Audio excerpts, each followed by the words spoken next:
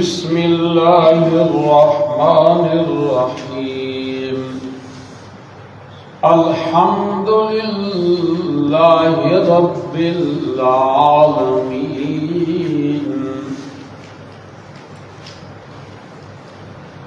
سورۃ الفاتحہ۔ الفاتحہ کا معنی ہے شروع میں آنے والی، ابتدا میں آنے والی، کیونکہ یہ قرآن مقدس کی پہلی سورت ہے اور بہت بڑی فضیلت والی سورت ہے۔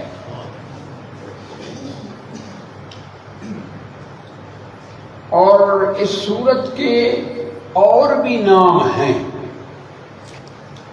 سورۃ الفاتحہ، اور اسی طرح اس کا ایک نام ہے ام الکتاب، ام القرآن، ام الکتاب۔ یہ ام الکتاب ہے، یعنی پورے قرآن کا خلاصہ اس سورہ فاتحہ کے اندر موجود ہے، اسی مناسبت سے یہ ام الکتاب ہے۔ اور اس کا نام السبع المثانی، 7 وہ آیاتیں جو بار بار دہرائی جاتی ہیں، لیکن ہر نماز کے اندر سورہ فاتحہ پڑھی جاتی ہے، کوئی بھی ایسی نماز نہیں جس کے اندر سورہ فاتحہ نہ پڑھی جاتی ہے۔ السبع المثانی، اور اس کا نام سورۃ الحمد بھی ہے، سورہ شفاء بھی ہے، اس کے بڑے نام ہیں، کیونکہ یہ بہت بڑی عظیم صورتوں میں سے ایک صورت ہے، بلکہ یہ ایسی صورت ہے کہ اس جیسی صورت نہ قرآن میں، نہ تورات میں، نہ انجیل میں نازل نہیں کی گئی۔ اتنی بڑی صورت، عظیم صورت ہے۔ ایک صحابی ہیں ابو سعید رضی اللہ تعالی عنہ، وہ فرماتی ہیں کہ اللہ کے پیغمبر نے مجھے فرمایا کہ مسجد سے باہر جانے سے پہلے میں تجھے ایک عظیم صورت سکھلاؤں گا۔ تو آپ علیہ السلام جب جانے لگے تو میں نے یاد دہانی کرائی کہ اللہ کے پیغمبر، آپ نے فرمایا تھا نا کہ سورہ فاتحہ کی آپ کو میں تعلیم دوں گا۔ ہاں، آپ نے فرمایا تھا کہ آپ کو میں عظیم صورت سکھلاؤں گا۔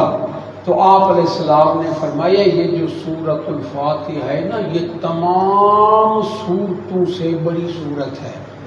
اب دیکھیں، الفاظ کے اعتبار سے تو اور صورتیں بڑی ہیں نا، لیکن مفہوم کے اعتبار سے، مضامین کے اعتبار سے یہ تمام صورتوں سے بڑی صورت ہے، سورۃ الفاتحہ۔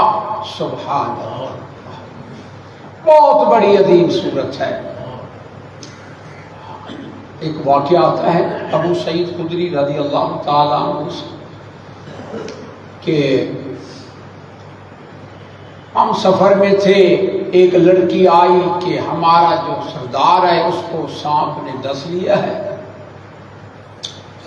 اور ہمارے جو مرد ہیں وہ ادھر ادھر غائب ہیں، کوئی ہے تم میں سے جو دم کرے ہمارے سردار کو؟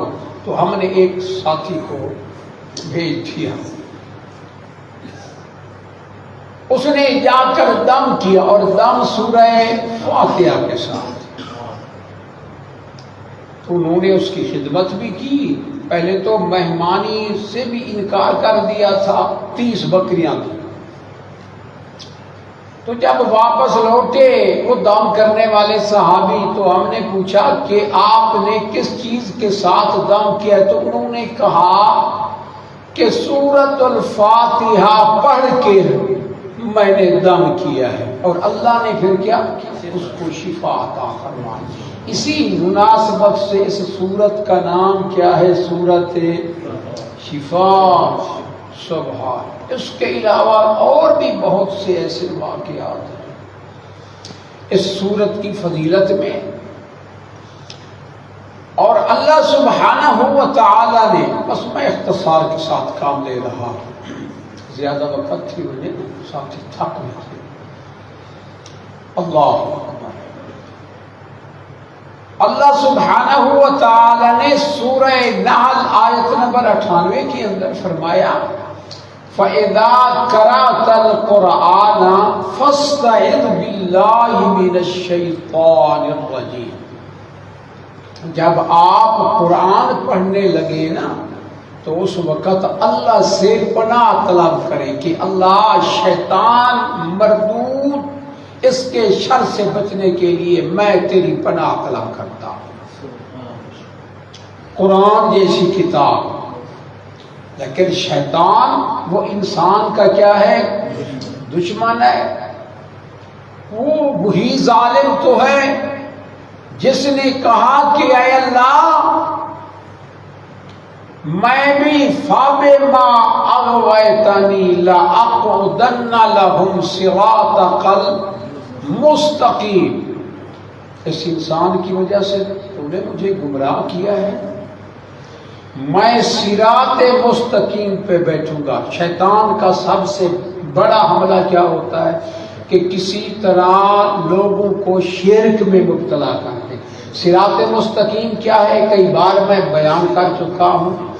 ان اللہ ربی و ربکم فاعبدوہ ھذا صراط مستقیم. بے شک اللہ میرا بھی رب ہے، تمہارا بھی رب ہے، صرف اسی کی عبادت کرو، یہ صراط مستقیم. اس نے کہا صراط مستقیم پہ بیٹھو. پھر اس کے بعد کیا کروں گا؟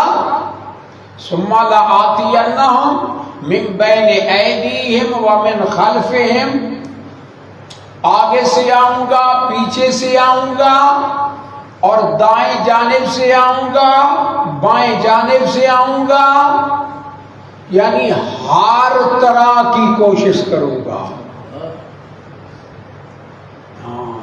تو ہر وقت کوشش کرنی چاہیے نا کہ بندہ اللہ سے پناہ طلب کرے، اور ہر وقت یہ کوشش کرنی چاہیے میں یہ جو کام کر رہا ہوں یا میں جو بات کر رہا ہوں کیا یہ شیطان کی پیروی تو نہیں ہے، یا صرف اعوذ باللہ پڑھنے پہ زور ہو.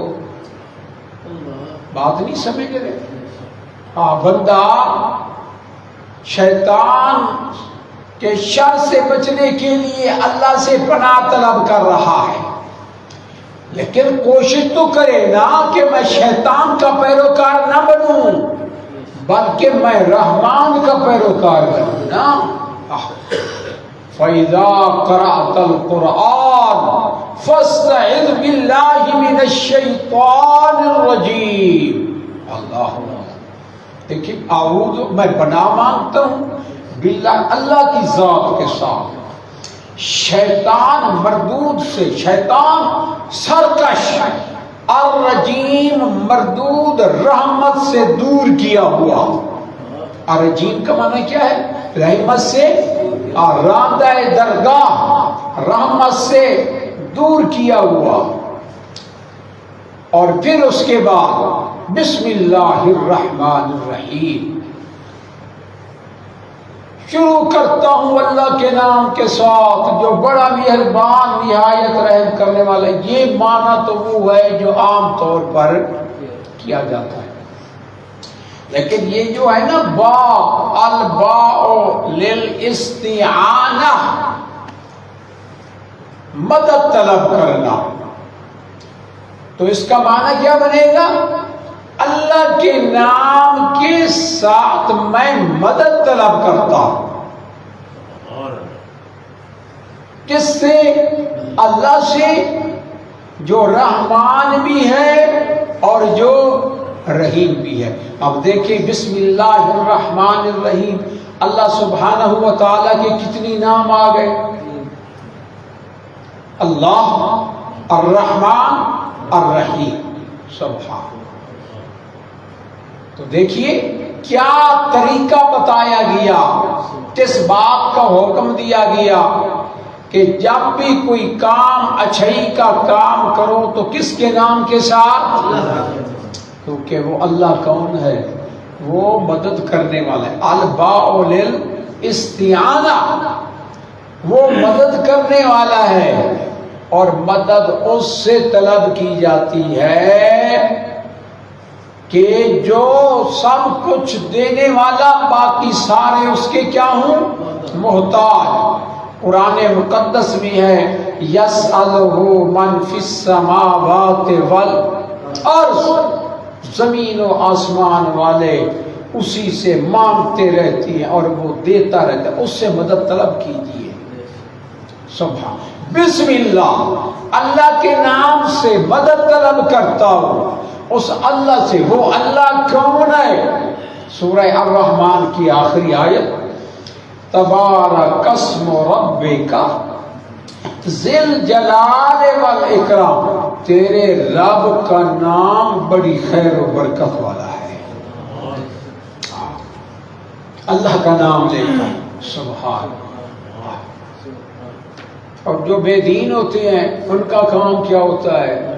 یا بھی استاذ، ایک ہے شرعی تعلیم، اللہ کے سب سے پہلے اللہ سے پناہ طلب کرو کہ اللہ مجھے شیطان سے بچا لے جو ہمارا ازلی دشمن ہے، جس نے بابا آدم اماں حوا ان پہ بھی حملہ کر دیا، بڑا ظالم ہے نا۔ اللہ اکبر اللہ اکبر۔ پھر اس کے بعد میں اللہ کے نام سے شروع کرتا ہوں سبحان اللہ۔ دیکھیے اگر غور کریں، شریعت نے جو ہمیں تعلیم دی ہے نا کہ جب بھی آپ کوئی بھلائی کا کام کریں کس کا نام لیں؟ اللہ تعالی کا نام لیں۔ قرآن مقدس کی طرف غور کریں، سیدنا نوح علیہ السلام کشتی میں جب سوار ہونے لگتے ہیں تو ان کو کیا تعلیم دی گئی؟ بسم اللہ مجریہا ومرساہا ان ربی لغفور رحیم۔ کس کے نام سے میں ابتدا کروں؟ اللہ کے نام کے ساتھ۔ کس سے مدد طلب کرتا ہوں؟ اللہ کے نام سے۔ سیدنا سلیمان علیہ السلام بلقیس کی طرف خط لکھتے ہیں تو کیا لکھتے ہیں؟ انہو من سلیمان و انہو بسم اللہ الرحمن الرحیم۔ اور اس دور کے جاہلوں نے کیا کیا؟ بسم اللہ الرحمن الرحیم کی جگہ 786 بے حیا بے شرم قسم کے لوگ۔ دیکھیں قرآن میں کس طرح رد و بدل کر رہی ہے، ذرا بھی شرم و حیا نہیں۔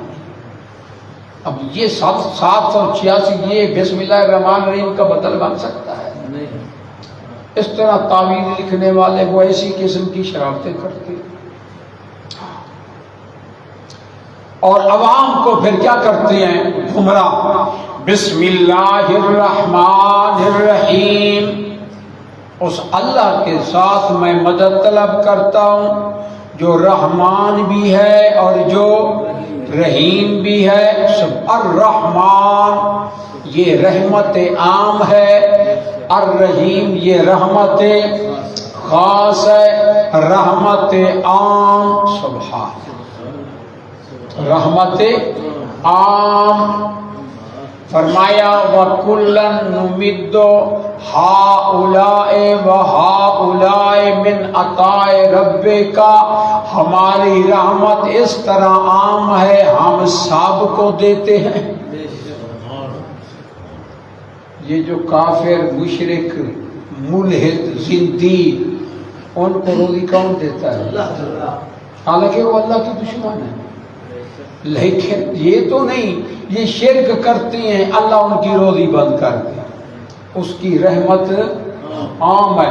بلکہ ابلیس جیسا ملعون اس نے بغاوت کی، پھر کہتا ہے اللہ مجھے مہلت دیجیے، فرمایا جاؤ تجھے میں نے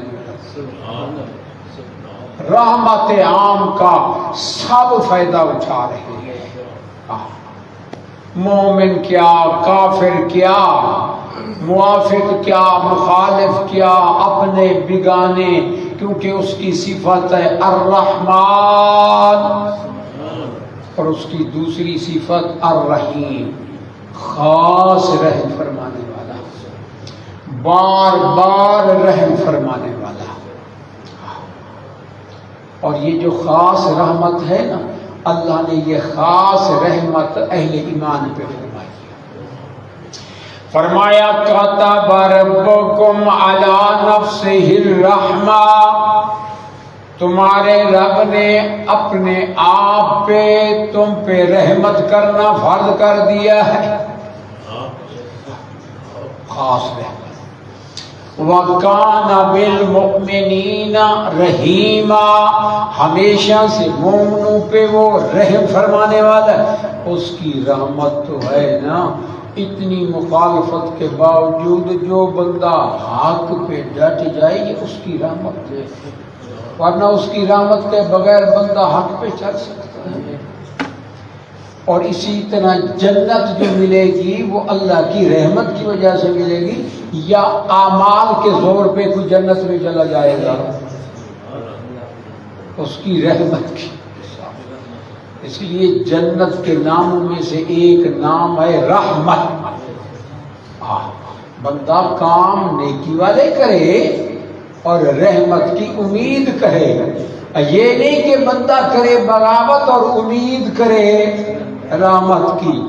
اس بات کو اس طرح سمجھیے، ایک بندہ سارا دن مالک نے جو اس کو حکم دیا اس کی خلاف ورزی کرے اور امید رکھے کہ شام کو میرا مالک کہے گا شاباش شاباش بہت اچھا وقت ہوگا، اس طرح ہو سکتا ہے؟ نیک عمل کیجئے لیکن اعمال پہ نہیں بلکہ اللہ کی رحمت کی امید۔ الحمدللہ رب العالمین، سب تعریفیں اللہ کے لیے۔ یہ قرآن مقدس کے اندر بار بار الحمدللہ کیا آئے گا بھائی؟ الحمدللہ۔